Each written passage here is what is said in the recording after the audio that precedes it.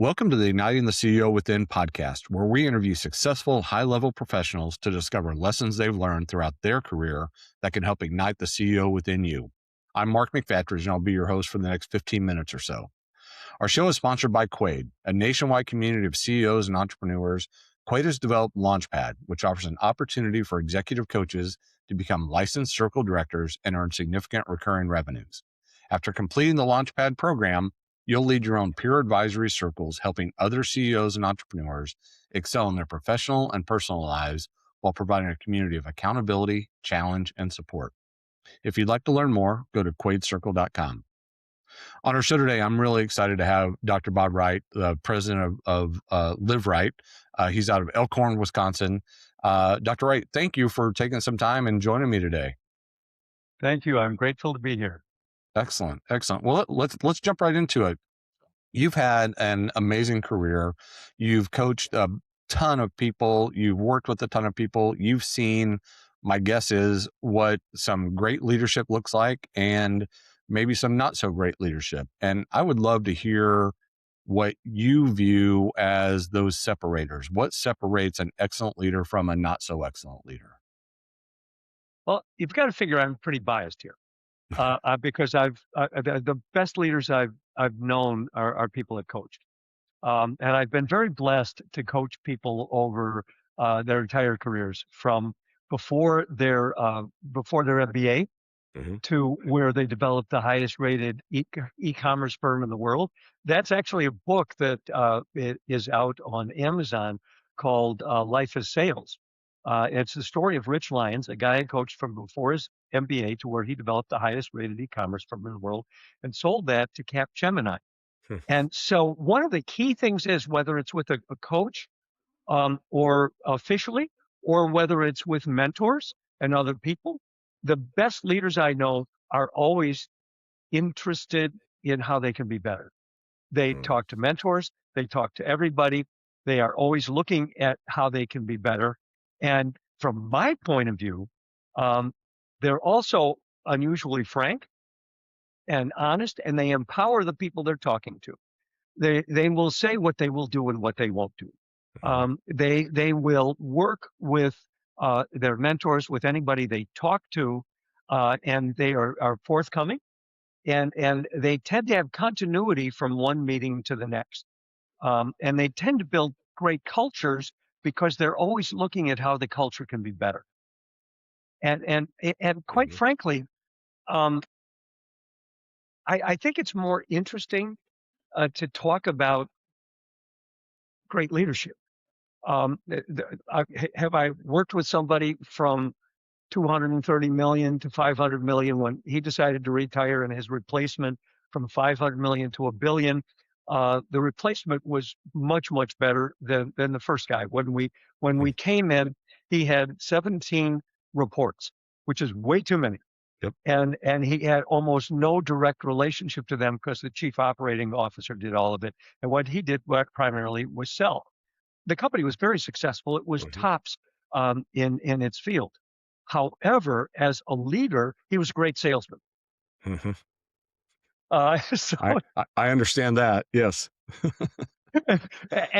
So his replacement was a phenomenal leader.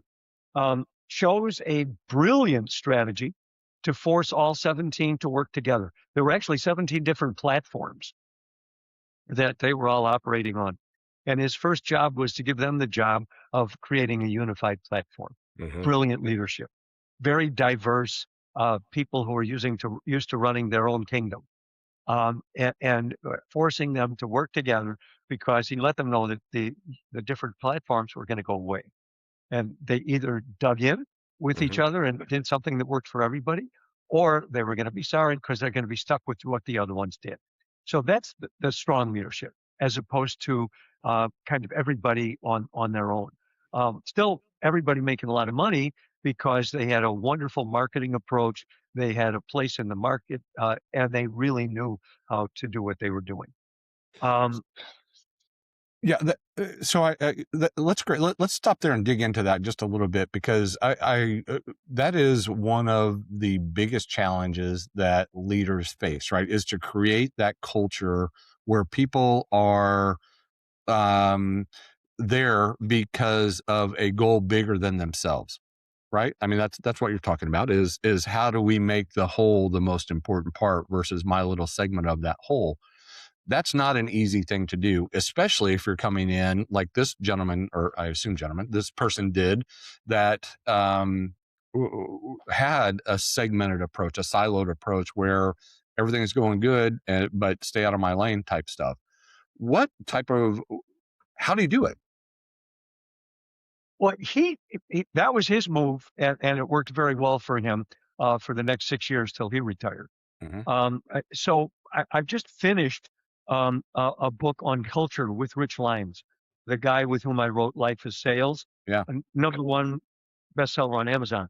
Um, and so what was fascinating about Rich is that he was consistently looking at how the team could work better, Hmm. and he was very honest about everything he was unhappy about. And he would he was taking a look at everything he was unhappy about. He was very good at finding what are the common elements to his unhappiness. And Hmm. the amazing thing about him was to pick a theme every year. And he was impeccable about that theme. And he was impeccable about having everyone begin to orient to that theme. That theme included skills for the entire company. It Hmm. included a refinement of the philosophy. As far as I know, he was the first person I ever coached who had the one team philosophy, and which has become very common nowadays. But he really lived that.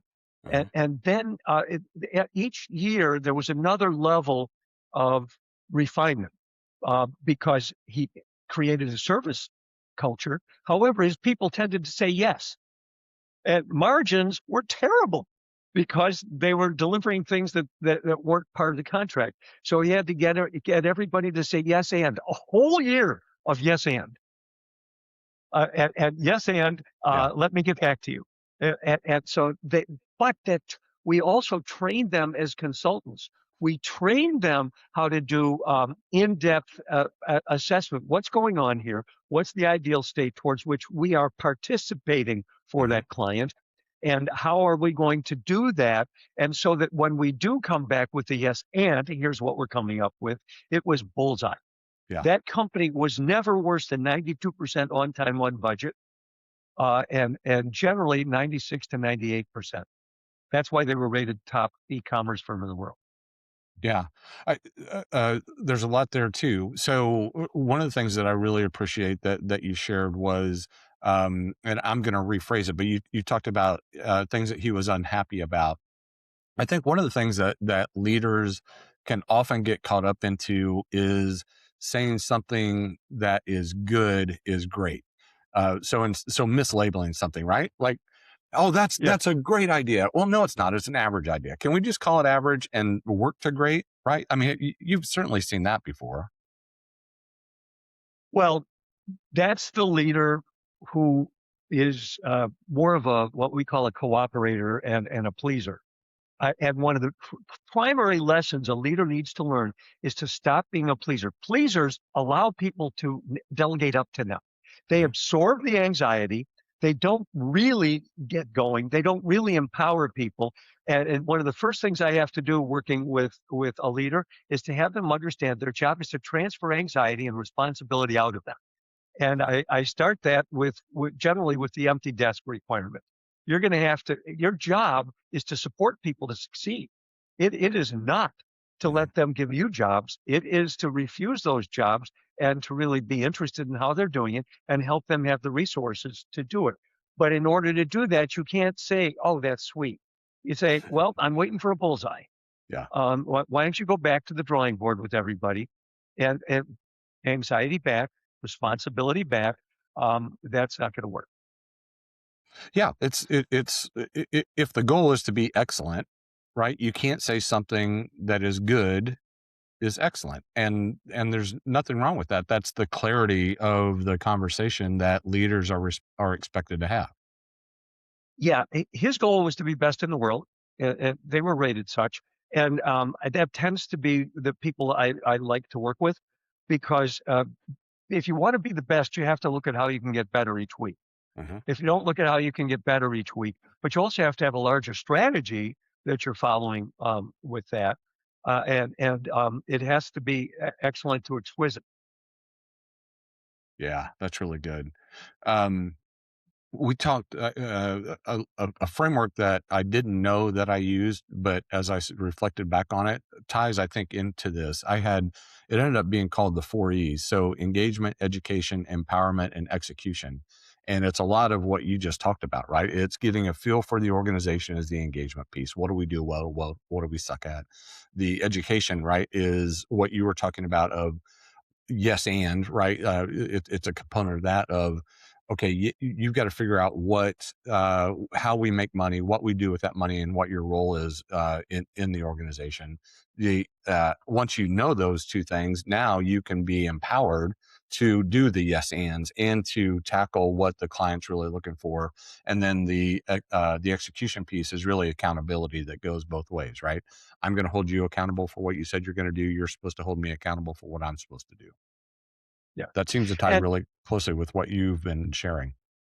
absolutely. And I generally encourage people to start with a learning organization so that everybody's learning. They're Mhm. responsible to do that, because I think that's the key part of your 4 E's. But the individuals need to be responsible for learning. And more nowadays in your larger technology firms, all they can do is give people the money to go learn what they need to learn, because no company can train the people in its advanced technology anymore. They need self-learners who are scanning the Uh, universe, who are bringing in the best of the universe to keep them at the top of their game. yeah, that's really good. That's really good. Yeah, it's well, and that goes back to the setting of expectations of if you're going to play in this organization, when you're going to play in your role, here's what we need out of you. Figure out what you need, and one of the roles of the leader or the CEO is to provide those pathways for you to achieve that, right? To clear the pathways of obstacles or provide you a pathway to get there. Absolutely. Yeah. And the support to get there, and the circumstances around you to get there, the resources that you need to get there. That's one of the things that a lot of leaders allow the responsibility to come up to them, because they don't understand what their job really is, which is what you're saying with your 4 E's. Yeah. Yeah. Oh, that's great. Well, this has been awesome. Like I said, we try to do these in little bite-sized nuggets of 15 to 20 minutes. We're starting to get up approaching that. Here's one more question that I want to ask you. If you think and look back at 21-year-old Bob Wright, and what's one thing that you've learned over the years that you wish that 21-year-old Bob knew?